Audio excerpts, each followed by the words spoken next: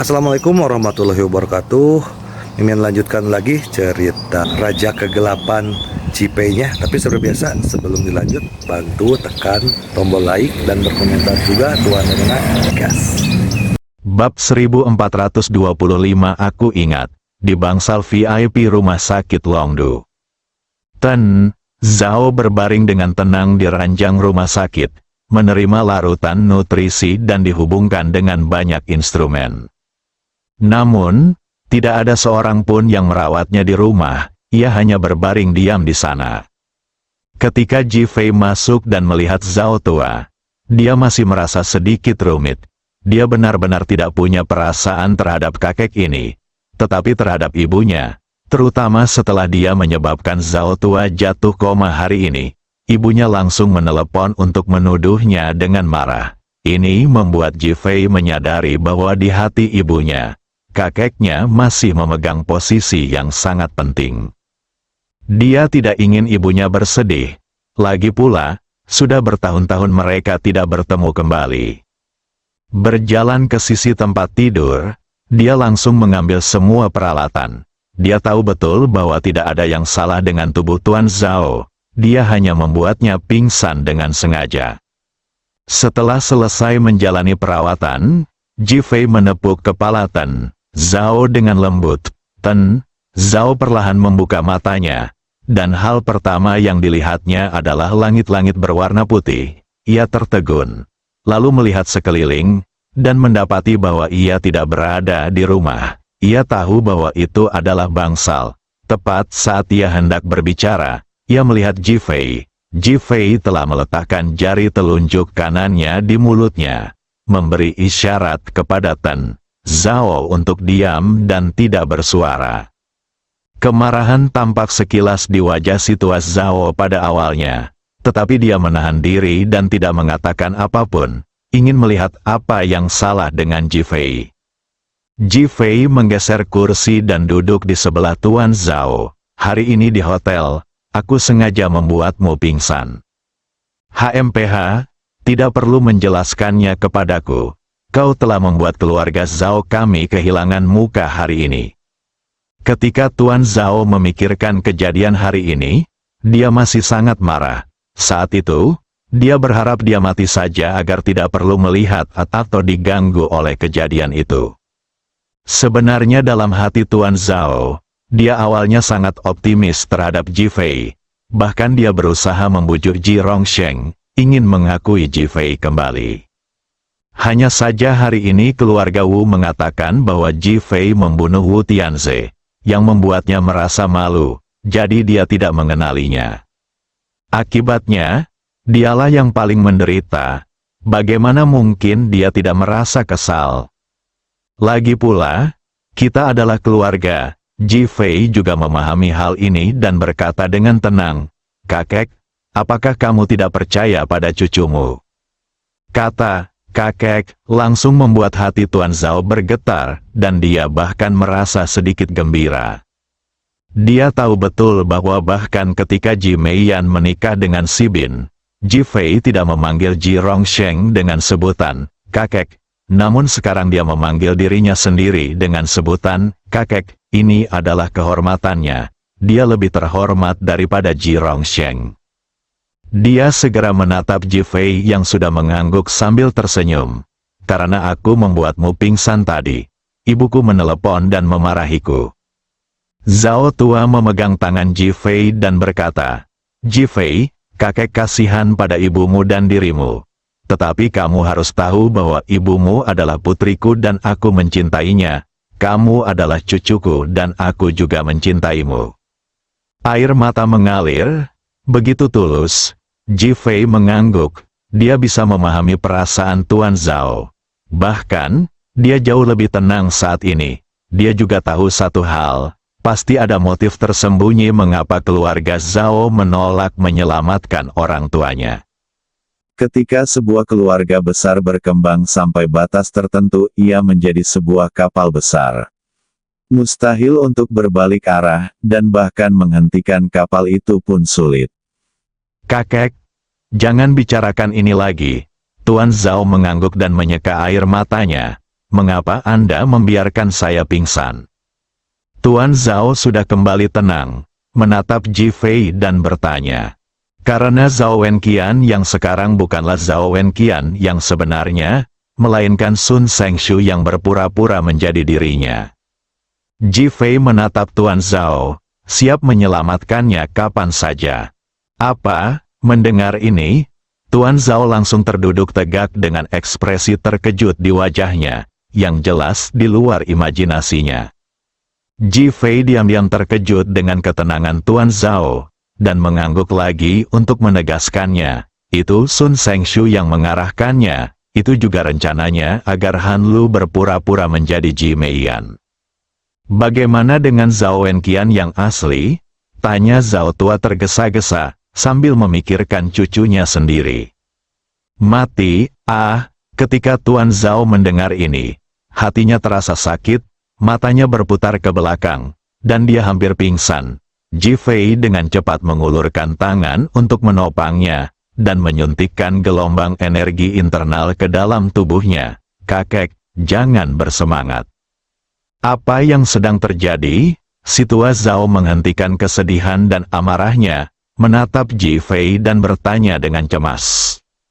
Ji Fei menceritakan kisah bagaimana Sun Sengshu berpura-pura menjadi Wu Tianze dan kemudian membunuh Zhao Wenqian, dan kemudian membiarkan Zhao Wenqian menceritakan kembali kisah bagaimana ia berpura-pura menjadi Wu Tianze. Setelah mendengar ini, Tuan Zhao merasakan hawa dingin di hatinya. Ia tidak pernah membayangkan cucunya akan terbunuh seperti ini. Kalau dipikir-pikir lagi, orang tua Zhao Wenqian pernah diculik dan dibunuh semasa kecil, dia memang anak yang menyedihkan, dan sekarang dia juga meninggal sebelum waktunya, yang membuatnya patah hati. Kakek, sekarang bukan saatnya bersedih. Aku datang ke sini. Apa kakek tidak memikirkan alasanku datang? Kata Ji Fei untuk mengalihkan pembicaraan. Tuan Zhao tertegun sejenak, lalu tiba-tiba teringat akan hal ini. Apa maksudmu datang ke sini? Aku curiga Zhao Wenqian ini bukan Zhao Wenqian yang dulu. Ji Fei menatap Tuan Zhao dan berkata dengan nada serius. Kamu bilang Zhao Wenqian juga palsu? Ketika Tuan Zhao mendengar ini, dia sedikit bingung. Dulu dia tidak akan pernah mempercayainya, tetapi setelah upacara pertunangan hari ini, dia mempercayainya. Didi, pada saat ini, ponsel Ji Fei bergetar. Dia mengeluarkan ponselnya dan melihat bahwa itu adalah pesan dari Qin Jie. Dia mengkliknya dan melihat hasil tes DNA. Kesamaan DNA antara Zhao Wenqian, Tuan Zhao, dan bahkan Ji Fei kurang dari 5%. Kakek, sekarang kita bisa yakin bahwa Zhao Wenqian ini palsu. Tes DNA-nya menunjukkan bahwa kemiripannya dengan kakekmu kurang dari 5%. Sedangkan tes DNA-ku menunjukkan bahwa kemiripanku dengan kakekmu adalah 60%. Mendesis, mendengar ini, Tuan Zhao menarik napas dalam-dalam dan hatinya hancur. Wui, Zhao tua menangis terseduh-seduh. Kematian tragis putra dan menantunya telah membuatnya sangat sedih dan sakit hati. Dia akhirnya memiliki seorang cucu, dan dia membesarkannya dan ingin merawatnya dengan baik. Tetapi dia tidak menyangka itu palsu. Dia begitu patah hati, bahkan ada keinginan untuk mati. Tangan Ji Fei membelai lembut punggung Tuan Zhao, dan aliran kekuatan internal masuk, melarutkan kesedihan dan kemarahan Tuan Zhao, membuat Tuan Zhao lebih tenang. Dia mengangkat tangannya untuk menghapus air matanya. Beruntungnya, aku masih memiliki cucu sepertimu. Ji Fei sangat memahami penghiburan hati Tuan Zhao. Itu hanya cara untuk menemukan sesuatu yang dapat menghibur dirinya sendiri. Dia mengangguk dan berkata, Kakek, aku akan tetap di sisimu. Tetapi sekarang aku punya pertanyaan. Mengapa kau menculik keluarga paman dan bibiku tanpa alasan? Dia adalah putraku satu-satunya, dan dia mungkin adalah uang keluarga Zhao kita. Tuan Zhao berkata dengan air mata di matanya, Ji Fei langsung menggelengkan kepalanya, kesimpulan ini salah. Tuan Zhao tertegun dan menatap Ji Fei. Apa maksudmu? Jika mereka menginginkan uang, mengapa mereka mengatur Zhao Wenqian palsu? Tanya Ji Fei, membuat wajah Tuan Zhao tampak terkejut, lalu ia pun berpikir keras. Itu memang benar. Jika itu benar, mengapa ada Zhao Wenqian palsu yang dibesarkan di keluarga Zhao? Apakah ada ciri-ciri fisik Zhao Wenqian? Ji Fei tiba-tiba menatap Zhao tua dan bertanya. Ciri-ciri fisik, Tuan Zhao mengulanginya dan mulai berpikir. Tiba-tiba, Tuan Zhao membuka matanya lebar-lebar. Saya ingat sekarang. Bab 1426 keluarga Zhao tidak memiliki kasih sayang keluarga. Mata Ji Fei berbinar, dan dia senang, dia tidak datang ke sini dengan sia-sia. Kakek, apa yang kamu ingat? Wenqian punya tanda lahir di tubuhnya, kata si tua Zhao seolah tiba-tiba menyadari sesuatu. Tahi lalat, Ji Fei bertanya dengan rasa ingin tahu. Penatua Zhao mengangguk. Ya, ada tanda lahir merah di bawah ketiak kanannya, berbentuk bulat dan menyerupai matahari. Tanda lahir, seperti matahari, kali ini giliran Ji Fei yang berseru. Tanda lahir di tubuh Sun Sengshu sudah muncul dalam pikirannya. Ji Fei, ada apa denganmu? Tuan Zhao bertanya dengan tergesa-gesa. Hari ini saya melihat Zhao Wenqian palsu dengan tato kepala naga merah di tubuhnya, tetapi tidak ada tanda lahir. Penatua Zhao mengangguk. Benar, tanda lahirnya menghilang kemudian. Ketika dia berusia sekitar 10 tahun, tanda lahirnya menghilang. Jadi dia memberitahu saya bahwa dia memiliki tato kepala naga merah di tubuhnya. Saya bahkan mengatakan bahwa saya ingin menghentikannya. Tetapi dia mengatakan dia menyukainya. Jadi saya tidak mengatakan apa-apa lagi. Tanda lahir menghilang, tato kepala naga merah. Ji Fei menunjukkan rasa ingin tahu di wajahnya. Secara teori, tanda lahir dapat dihilangkan, tetapi bahkan dengan teknologi paling canggih sekalipun, jika Anda ingin menghilangkan tanda lahir, tanda tersebut akan meninggalkan bekas. Bagaimana cara menghilangkannya? Dia belum pernah mendengarnya sebelumnya. Hanya ada satu kemungkinan.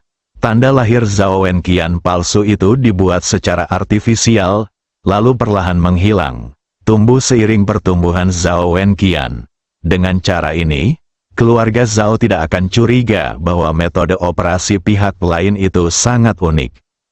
Ji Fei, apakah kamu masih ragu? Ketika Tuan Zhao melihat ekspresi Ji Fei, dia tidak bisa menahan diri untuk bertanya dengan rasa ingin tahu. Hari ini, saya melihat tanda lahir merah di bawah ketiak Sun Sengshu. Tanda itu tampak seperti matahari dan mirip dengan apa yang Anda gambarkan. Ji Fei menatap Tuan Zhao dan berkata, Sun Sengshu punya tanda lahir. Wajah Zhao Lao penuh dengan rasa ingin tahu, dan jelas bahwa dia tidak menduganya. Mungkinkah? Sebelum Tuan Zhao selesai berbicara, ekspresi bertanya muncul di wajahnya, dan dia ingin menunggu Ji Fei untuk membuktikannya. Aku akan meminta seseorang untuk melakukan tes DNA padanya sekarang juga. Setelah Ji Fei mengatakan itu, dia segera menelepon Qin Jie untuk membuat pengaturan. Qin Jie segera melaksanakannya sesuai kebutuhan. Ji Fei dan Tuan Zhao terus menunggu. Keduanya tidak mengatakan apa-apa lagi dan bahkan sedikit tertekan dalam diam. Hasil dari masalah di depan mereka jelas merupakan prioritas pertama dan mereka harus menemukan jawabannya sesegera mungkin. Seperempat jam kemudian, Qin Jie menelepon dan mengatakan bahwa tes telah dilakukan. Hasil tes DNA Sun Sengshu menunjukkan kemiripan 80% dengan Ten Zhao dan 60% dengan Ji Fei. Ini Tuan Zhao sangat gembira, Ji Fei bingung. Setelah sekian lama, ternyata Sun Sengshu adalah Zhao Wenqian yang sebenarnya. Naskah ini agak klise. Terutama jika kita pikirkan betapa jahat dan liciknya Sun Sengshu, orang seperti itu seharusnya sudah mati. Sekarang dia adalah anggota keluarga Zhao. Apa yang harus kita lakukan? Memikirkan besarnya rasa cinta keluarga Zhao terhadap Zhao Wenqian, Ji Fei merasa sedikit bingung. Ji Fei, cepat bawa aku menemui Zhao Wenqian. Tidak, Sun Sengshu, aku ingin bertemu cucuku. Ji Fei menatap wajah Tuan Zhao dengan penuh harap dan kegembiraan. Dia tidak tahu harus berbuat apa. Tetua Zhao melihat isi pikiran Ji Fei dan berkata cepat, tidak peduli siapa dia. Bahkan jika dia membunuh seseorang, dia tetap cucuku. Aku harus mengenalinya. Mungkin aku bisa mengetahui alasan mengapa aku menculik paman dan bibimu darinya, yang juga akan membuatku merasa tenang. Mendengar ini, Ji Fei tahu dia tidak bisa menghentikannya, jadi dia mengangguk dan berkata, aku akan membawamu segera. Dia membantu Zhao tua duduk dari ranjang rumah sakit dan mulai mengganti pakaiannya. Kemudian dia menggendong Zhao tua dan bergegas ke Fei Tang Mansion. Tuan Zhao bisa berjalan, dan dia tidak mengerti mengapa Ji Fei membawa anak itu pergi. Pada saat ini, Sun Sengshu melawan Han Lu untuk kedua kalinya sebagai Zhao Wenqian. Meskipun tangan dan kakinya sekarang terkilir, dia tetap tidak ingin meninggalkan kesan pada Han Lu bahwa hal itu terjadi begitu cepat untuk pertama kalinya. Itu akan menjadi olok-olok baginya, jadi dia ingin bekerja keras untuk membuktikan dirinya. Ji Fei tidak membawa Tuan Zhao langsung ke kamar Sun Sengshu dan Han Lu, melainkan pergi ke ruang tamu. Saat ini, Seng Lingyun dan yang lainnya sudah berlari ke ruang tamu. Siapa yang berani menonton? Hanya Julie yang sedang makan popcorn dan minum kok, menonton dengan penuh minat. Bahkan ada angka-angka yang tertulis di meja kopi, yang jelas merupakan pengatur waktu. Melihat Ji Fei datang, Julie berdiri dengan gembira dan berkata, Ji Fei, aku sudah melihatnya. Waktu terlama untuk pria di negara nagamu hanya lebih dari 10 menit setiap kali, dan jedanya setengah jam sebelum waktu kedua. Kau. Sebelum dia bisa menyelesaikan sisa kata-katanya, dia melihat Qin Jie membantu Tuan Zhao masuk. Dia segera menutup mulutnya. Meskipun dia lebih berpikiran terbuka, wajahnya memerah. Dia melotot ke arah Ji Fei, berbalik dan lari. Ji Fei marah dan sengaja berteriak pada Julie, apakah kamu percaya bahwa aku akan membiarkanmu menikah dengan seorang senegara naga sekarang? Julie tahu Ji Fei sedang marah, dan wajahnya menunjukkan kegugupan. Dia segera menggelengkan kepalanya, aku tidak akan menikahi siapapun kecuali kamu. Menurutku, sebaiknya kau menikah saja dengan Zhao Wenqian. Melihat dia ketakutan, Ji Fei terus mengancamnya. Ji Fei, dasar mesum. Julie berteriak dan berbalik serta lari. Ketika Tuan Zhao melihat pemandangan ini, dia sangat gembira. Ji Fei, kamu harus bekerja keras agar aku bisa segera punya cicit. Ruosi sedang hamil. Ji Fei berkata cepat untuk membuat Tuan Zhao senang. Bagus sekali. Aku rasa ibumu juga akan sangat senang. Dengan dukungan Qin Jie, Tuan Zhao duduk di sofa dan melihat Sun Sengshu berbaring di atas Han Lu di layar. Matanya tertuju pada tanda lahir itu, dan dia sudah dalam kegembiraan dan berpikir keras. Ji Fei tidak menyela. Setelah beberapa lama, Tuan Zhao menatap Ji Fei dan bertanya, apa yang harus kita lakukan sekarang? Ji Fei mengerti dengan jelas apa yang dimaksud Tuan Zhao. Bagaimanapun, ini adalah cucu kandungnya, dan dia kembali secara tidak sengaja karena dia seorang penipu. Apapun alasannya, di mata orang lain, ini adalah cucunya, jadi tentu saja dia ingin melindunginya. Seseorang datang untuk menukar Zhao Wenqian, jadi dalam 3 hari ke depan, kita harus membuatnya jatuh cinta pada seseorang, sehingga dia mau kembali.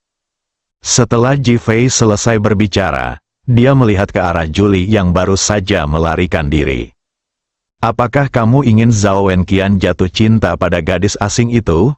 Zhao tua masih tidak begitu menyukainya, dan tidak begitu senang karenanya. Dia berharap gadis itu adalah seorang gadis naga. Ji Fei langsung menggelengkan kepalanya, itu pasti bukan dia.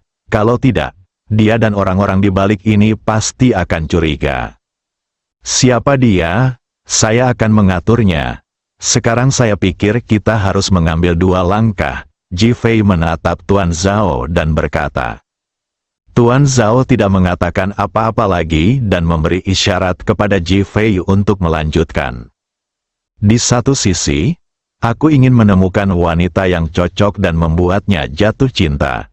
Di sisi lain, aku ingin mempermainkan keluarga Zhao Mu dan menjadi musuh bebuyutan. Ini akan membuat Zhao Wenqian mengendurkan kewaspadaannya, menarik musuh di belakangnya, dan kemudian menutup jaringnya.